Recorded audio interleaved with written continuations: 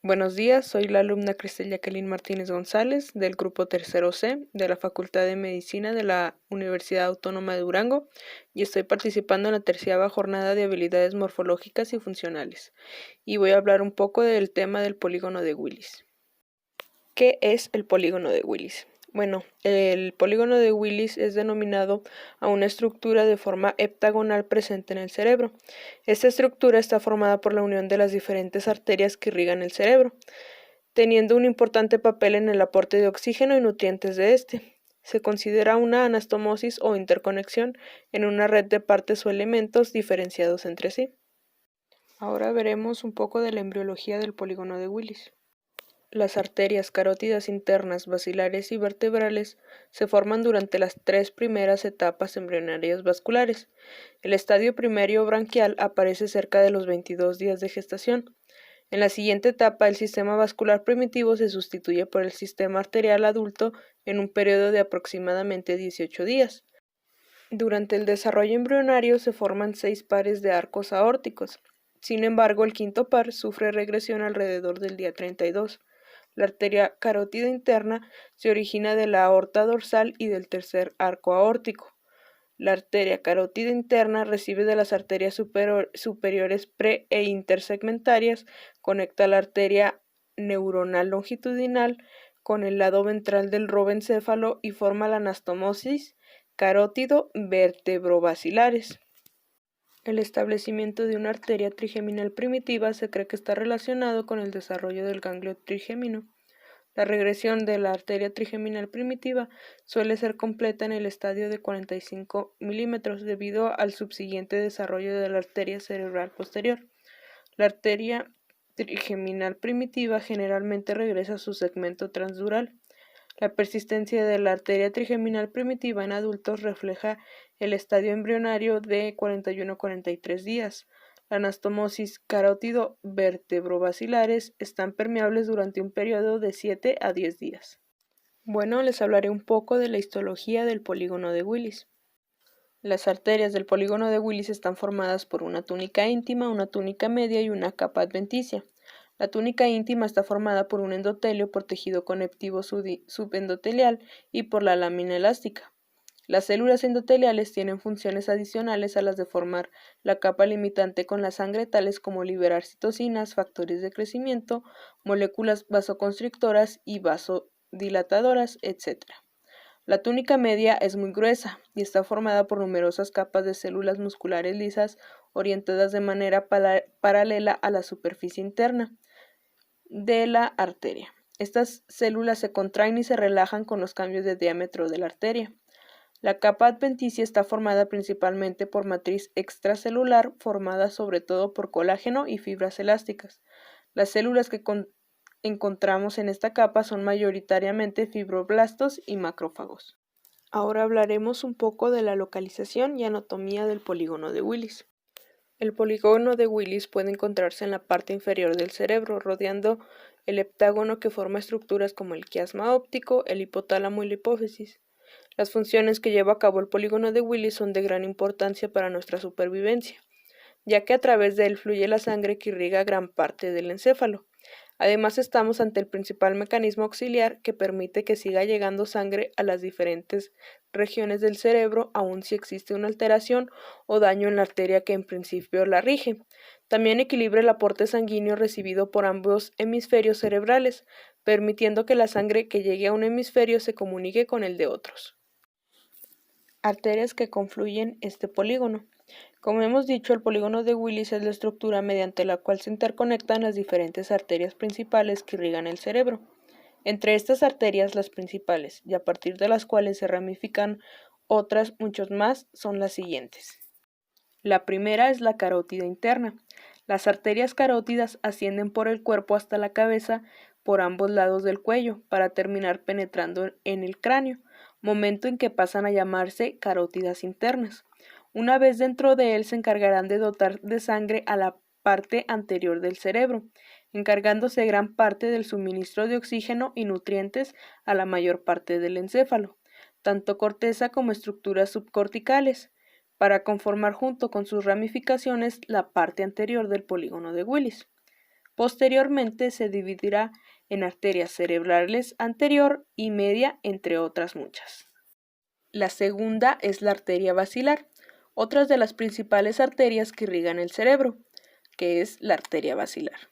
Aparece tras la unión en el tronco cerebral de las arterias vertebrales, que se internan en la base del cráneo directamente ascendiendo alrededor de las vértebras.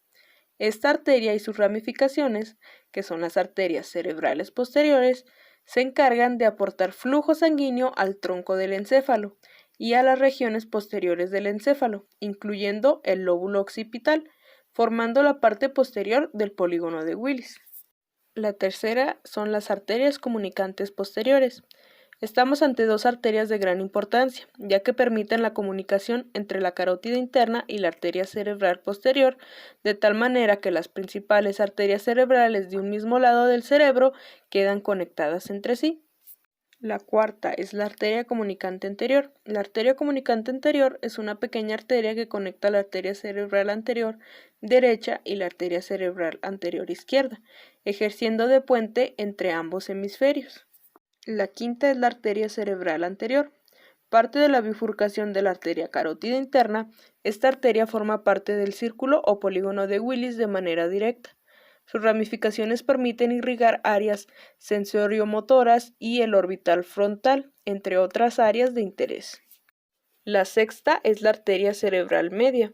La ramificación de mayor tamaño de la carótida y la más vulnerable a oclusiones, su aporte sanguíneo tiende a ir dirigido hacia el interior del cerebro. Su aporte sanguíneo llega al estriado, a la ínsula y a las regiones orbitales, frontales, parietales y temporales. Sigue la cisura de Silvio, motivo por el cual también recibe el nombre de la arteria de Silvio o silviana. La séptima es la arteria cerebral posterior, arteria que surge a partir de la conexión entre arteria basilar y arteria comunicante posterior, especialmente importante para la irrigación de las zonas inferiores y profundas de los lóbulos temporal y occipital, ya que su acción permite aspectos relacionados con la visión. La octava son las arterias cerebelosas. Se trata de las arterias que contribuyen a irrigar el cerebelo, además de otras estructuras propias del tronco del encéfalo. Podemos encontrar la cerebelosa superior, anteroinferior y posteroinferior. La novena son las arterias espinales. La arteria espinal es la arteria que porta sangre a la médula espinal, resultando de gran importancia para el sistema nervioso autónomo y la transmisión de la información desde el cerebro hasta los distintos órganos. Ahora hablaremos algunas de las alteraciones o patologías de este polígono. Bueno, existen dos tipos de accidentes cerebrovasculares. El primero son los accidentes cerebrovasculares isquémicos y el segundo son los accidentes cerebrovasculares hemorrágicos. Alrededor del 80% de los accidentes cerebrovasculares son isquémicos, por lo general debido a la obstrucción de una arteria, a menudo a causa de la presencia de un coágulo de sangre. Las neuronas privadas de irrigación no reciben suficiente oxígeno y glucosa que son transportados por la sangre. El daño resultante depende del tiempo que las neuronas se ven privadas de irrigación. Si la privación es solo durante un breve periodo de tiempo, las neuronas sufren daños, pero pueden recuperarse. Si las células del cerebro se ven privadas por más tiempo, se produce su muerte, pudiendo perderse algunas funciones, a veces de forma permanente.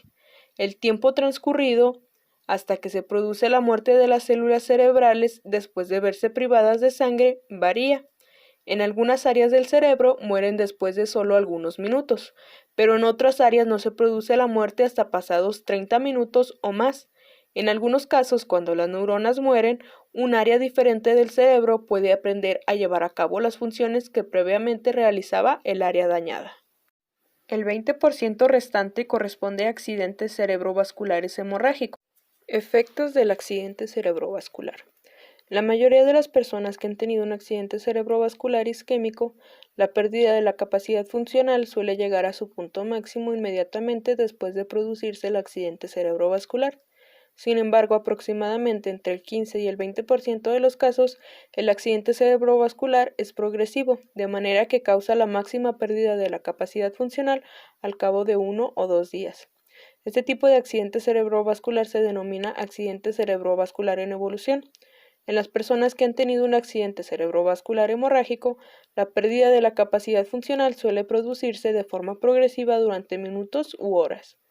En el curso de días o meses, habitualmente se recupera parte de la función, pues aunque algunas neuronas mueren, otras solo están lesionadas y se recuperan. Además, ciertas zonas del cerebro compensan en ocasiones las funciones que desempeñan anteriormente la zona lesionada, una característica que se denomina plasticidad. Sin embargo, los efectos iniciales de un accidente cerebrovascular, incluida la parálisis, pueden convertirse en permanentes. Algunos músculos que no se suelen utilizar se vuelven a veces permanentemente espásticos y rígidos y presentan espasmos dolorosos. La dificultad para caminar, deglutir, articular las palabras con claridad y realizar las actividades es persistente. También continúan los trastornos de la memoria, el pensamiento, la atención, el aprendizaje o el control de las emociones. La depresión, las deficiencias visuales o auditivas o el vértigo son problemas continuos. La pérdida de control de las funciones intestinales o de la vejiga pueden ser permanentes. Complicaciones del accidente cerebrovascular. Cuando un accidente cerebrovascular es grave, el cerebro se inflama y aumenta la presión intracraneal. El aumento de la presión puede dañar el cerebro directa o indirectamente al forzar el descenso del cerebro en el cráneo. El cerebro es empujado a través de las estructuras rígidas que lo separan en compartimientos y se produce así un problema grave denominado hernia. La presión afecta las zonas que controlan la conciencia y la respiración en el tronco del encéfalo. La hernia puede causar pérdida de la conciencia, coma, respiración irregular y muerte.